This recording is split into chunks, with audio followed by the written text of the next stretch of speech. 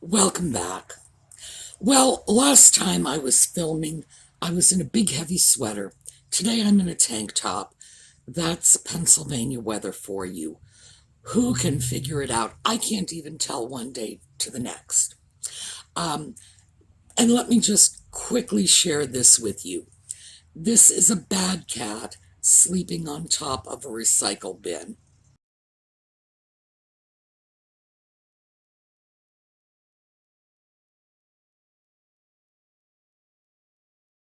Yeah, that's my naughty little Audie. All right, today I thought I would dig out some of the really interesting items I've filmed at Lutz over the last several months.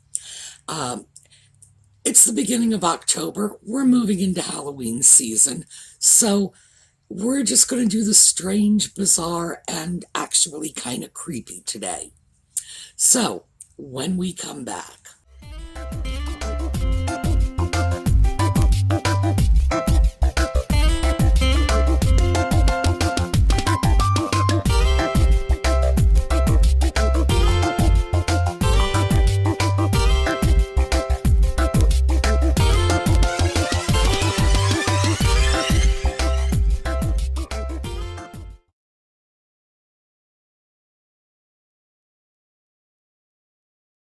Well, before we get started, I wanted to do a follow-up on that set of mid-century tables. Beautiful, iconically mid-century with the double tiers, and it was a set of 4 tables, gorgeous condition. I wasn't able to give you a sale price on them because they had just hit the floor and they hadn't been priced out. So let's quickly take a look at the clip I showed you. And this was part of the Mid-Century Madness video. So let's take a peek. Well, we have a set here of 4 tables, a coffee table, 2 end tables, those are the ones with the 3 steps, and an occasional table. It's this one right up here over in the back. It doesn't look like there's a price on it. It looks like they've just arrived. These pieces were amazingly popular back in the mid-century. The tiered tables, this is probably Formica. It feels like Formica. It sounds like Formica. With a wood grain. My goodness, I certainly remember this sort of thing from my childhood. Very, very collectible these days, especially if you can get your hands on a set of 4. And of course, the condition is excellent. But the last time we took a look at mid-century pieces, it was a Danish modern piece. And I said that the thing that said mid-century to me about that piece was the splayed legs. And as you can see, that was a real thing back at the time. Legs that sort of splayed out from the underside. They sort of moved out at an angle. Very popular then. And that is probably the only time in like the entire history of furniture that legs like this were popular. Interesting. Okay, so now that you've seen the tables, the last time I was at Lutz, Stacy was there and I asked her about the tables, what they sold for, etc. And I got her on film. So here is Stacy to explain about those tables. Folks, this is Stacy Lutz, and she owns Lutz's Antiques, and she is going to tell us about that set of mid-century modern tables. They have the wood grain Formica tops. I will include a picture. So, go ahead. Okay, well that was such a wonderful set. It came right out of a private home from the son of the woman that had them originally in her living room. And a new customer of ours, I would like to say it was a regular, but a new customer of ours, happened to stop in, saw them, fell in love, put them on hold, came back in the next day. He's keeping them. He is a dealer, but he's keeping them for himself because it was so. Even he said it would be so difficult to find four of them together. We actually sold it really reasonable it was $450 for the set. Oh my gosh. And he said he would have paid $1,000, but little do we know. We try and I bought them fair, so we sold them fair. Well, I talked about that on the video, that I was quite certain no matter what kind of price you put on them, they were going to go fast. Because you just don't see them. Not a set like that, not such an iconic mid-century style, and not in that condition. The condition was everything. They were perfect. They were There was beautiful. one little spa we saw, but which was nothing considering how old they are. You know, I have a few spas too. All right, thank you. You bet.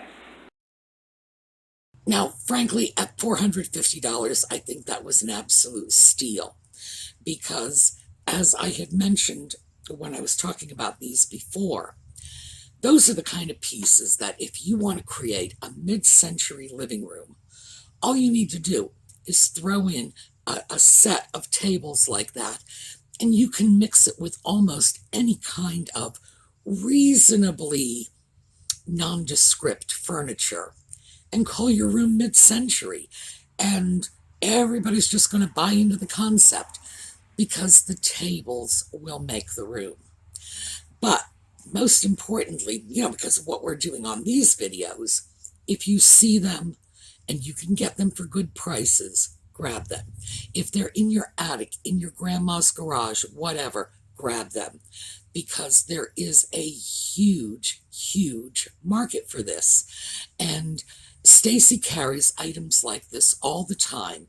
They will be in there one week. I will go back the following week and find, just as with these tables, they're sold before she's even had a chance to put a price tag on them because they are so collectible. So just remember, good investments, if you see them, they will sell. All right, now this next film I took outdoors during rush hour, so the sound quality is poor, but I'm pretty sure you're going to be able to make it out. Absolutely Halloween-themed items, cauldrons. Last time I did filming at Lutz, I caught some of these cauldrons sort of by accident. They just happened to get into the film. But let's take a closer look because some of you commented on them. Look at that. It's got a handle and a chain. We've got another one over here. And this one is on a stand. Again, a handle.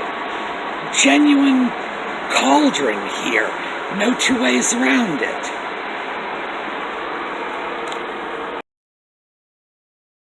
Now, about 6 months ago, I happened to show a cauldron I had filmed outside Lutz in a video.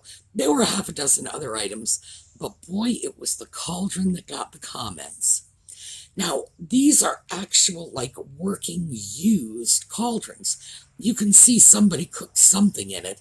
I know, we don't really want to know what, but they are used, genuine antique pieces that have been, used for the purpose for which they were designed. In other words, not modern repros that somebody's going to stick on their front porch as a decorating item, but a legitimate cauldron that you could probably use to, make dinner, melt lead. Who knows what people do with things like this? Eye of newt, toe of frog. Well, that is keeping with our Halloween theme. But Lutz invariably has at least one or two cauldrons outside. I have no idea where they get them. I may well ask sometime. And obviously they sell because when I go there and find a cauldron, it's not the same one that was there last time. So the old cauldron has been sold and a new cauldron has taken its place. So I guess these are relatively popular items. Who would have thought? Next up, still outdoors, so we're still going to have the same sound quality issues. But this appears to be an old porch that was disassembled. You know, the railings, the columns. Just take a look. And while we are over here, let's take a look at these fencing sections. They're probably rails, porch rails, balcony rails, with little inset wooden wheels. Well, actually the wheels are not all that little. They're probably about 2 feet across. But they are genuine working wheels. We've got 4 sections like this, plus some stair railings. And if you notice the floral work here, with longer pieces of floral work over here, leading me to believe this was, once upon a time, somebody's porch.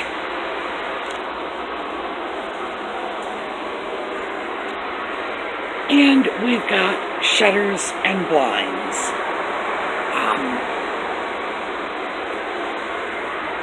And if you notice the hinges, you can see they are working shutters.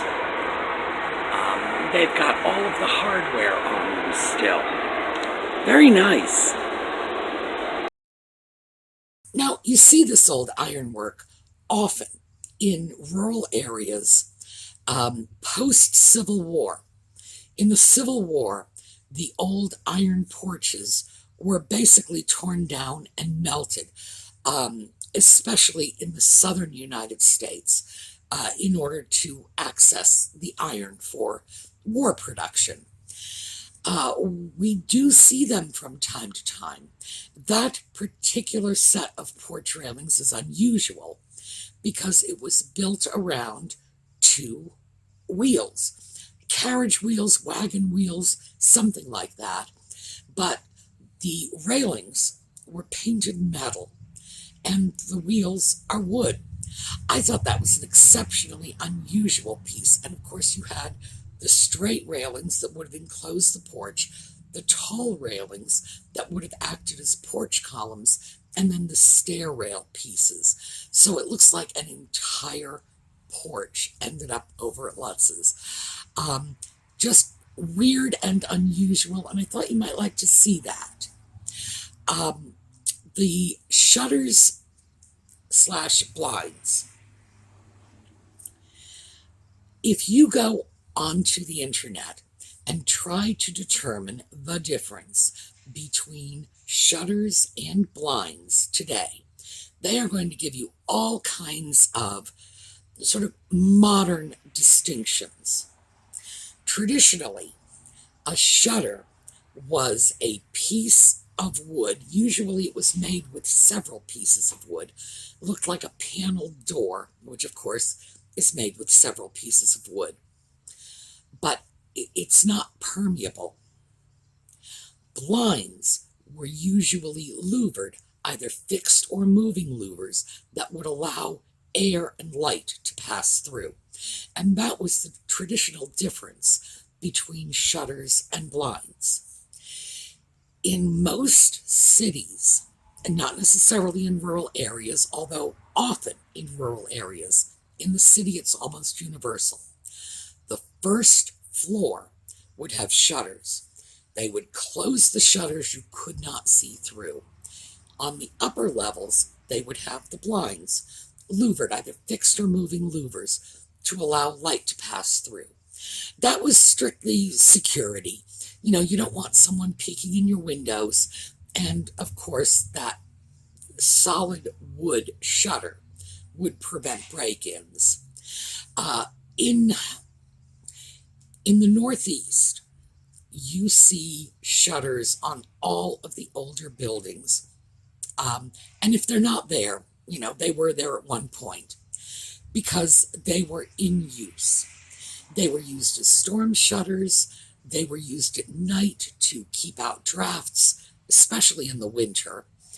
And in the southern United States, you see a lot of blinds. They were used to allow air to pass through and light to pass through, but to keep the heat of the sun out. It's a shame.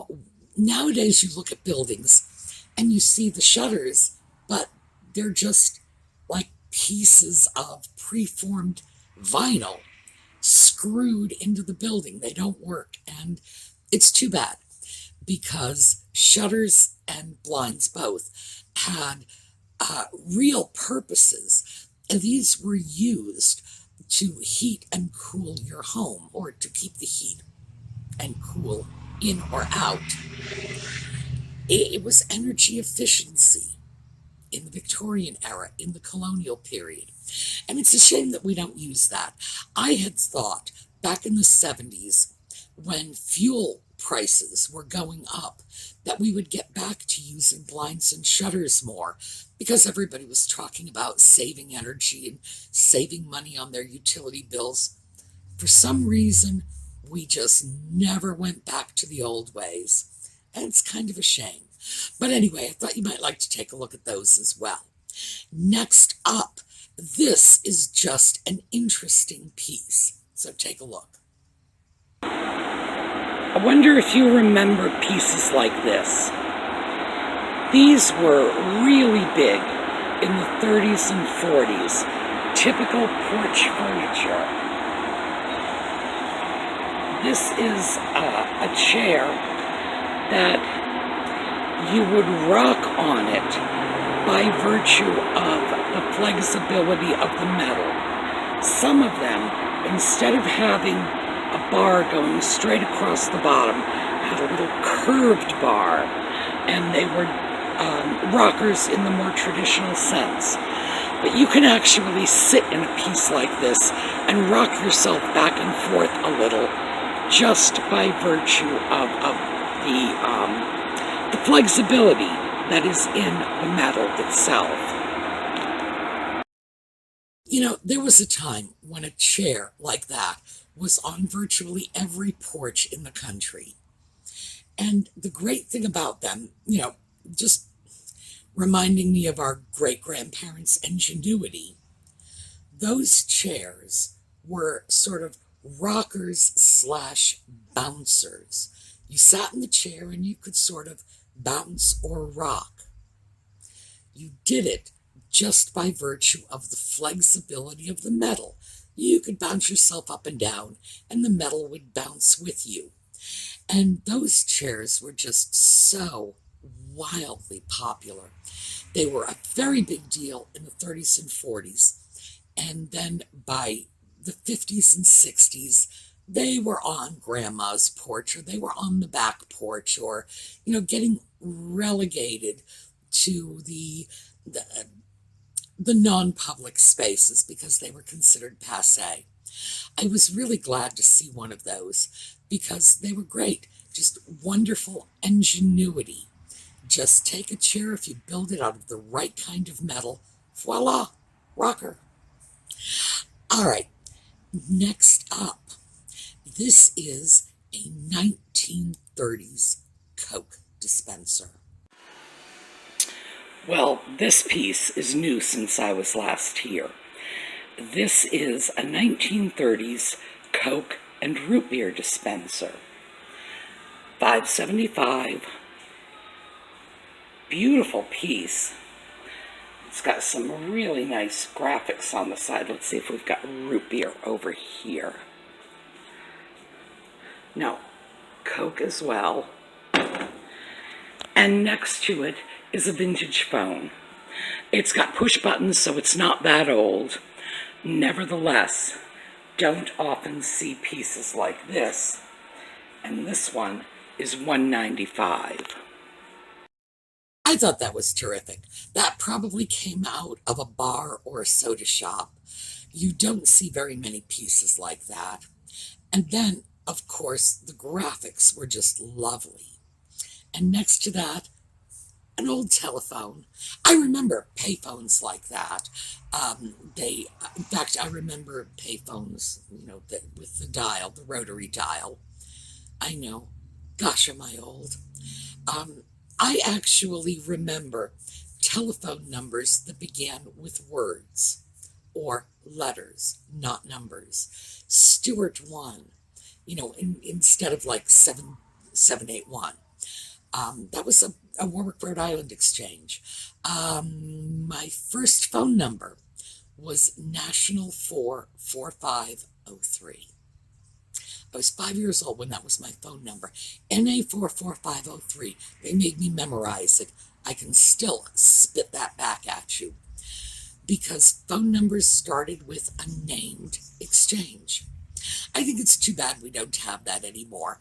I have a named exchange for my landline. So I just made it up. My landline starts with, let's see, 239.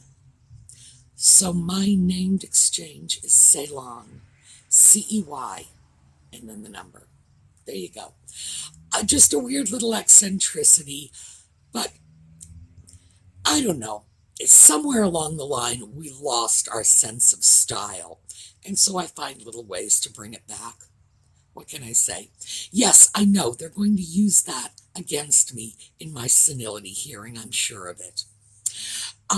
Next up, in keeping with our Halloween theme, a clown suit, I swear, hanging on a rack at Lutz. Well, after the turtle, I didn't think we were going to find anything equally interesting, but what we have here is a professional clown suit. Let's get in and get a closer look. Bright, very clownish. We've got this large clown bag, $350. Definitely not the sort of thing you see every day. I thought that was the most incredible thing, an actual professional clown suit. Where do you see it? I go into Lutz and I see the strangest things all the time. But that clown suit, boy, that's going near the top of my list. Next up, if you are easily freaked out, walk away now. Come back, check out another video, but just turn this off and walk away. All right? Fair warning. The reason I'm willing to show this is it's a part of our past. We forget about this. We talk about the good old days and say, oh, the Victorian era was just such an elegant time and so on and so forth. Yeah. Well, they were burying their babies. This is a child's coffin. Here you go. Well, this one is beyond creepy. This is a child's coffin, 1880s, it's $475. Well, thank goodness we have done wonders in improving the infant mortality rate these days. Now, of course, this is like totally freakish to us. Children's coffins, good heavens. This was a fact of life for our grandparents. They had to get over it. In the early 1800s, a baby was not called a he or a she. A baby was called it. The baby, it is in the crib. Where is the baby? It's sitting on the sofa. Not he, not she. I think that was a reflection, that language was reflecting the attitude. You didn't want to get too attached to them because the infant mortality rates were high, and you wanted to make sure that it at least got to be about 6 months old before you really decided it was there to stay. It's kind of sad. My own grandmother lost 2 children before they were 6 months old. Now, mind you, she had 15, so my theory was, oh, well, did she even notice? She was very philosophical about it. Her attitude was, but 13 survived. Isn't that amazing? That was normal for them. That was just how they looked at life. You had a child, maybe the child would die. You thought that way going in. If the child lived, oh well, it's a pleasant surprise. If it didn't, oh well, it happens every day. And we tend to forget that. It's like we gloss over those parts of our past because today, losing a baby, that's horrific. You just think, how do people even get over that? And it's hard not to put yourself in that situation and say, what would I do if I lost a child?